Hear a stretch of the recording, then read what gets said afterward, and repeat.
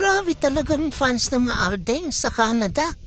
Kailangan talaga nilang pakiusapan ang director ng Hello Love Again para lang makita yung dalawang star.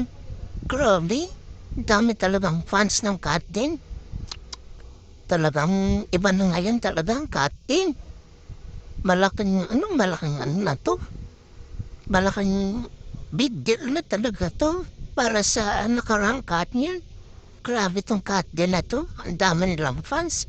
At kailangan pagsabihan nila yung mga fans na huwag magkagulo, huwag maingay.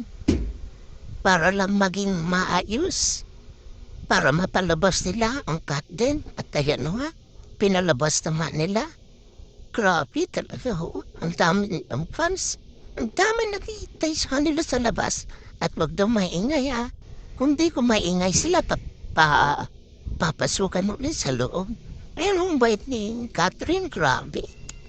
Talagang hindi ako makapaniwala sa sobrang dami ng fans nila. Grabe. All around the world na talaga ang kanilang fans. Ayan. At talagang hindi nakatiis sa mga fans. Talagang kailangan nila magkagulo para lang makalapit sa dalawang star. Grabe talaga ang fans naman ng Katen.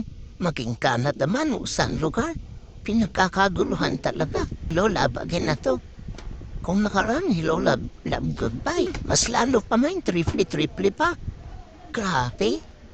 Talagang parang may ano sila. Parang may hinahatak na magnet. Grabe. Grabe ang magnet nila sa mga tao. Ang dami nilang tagahanga. Pati mga bata. Lahat yan sa Canada na. Grabe talaga.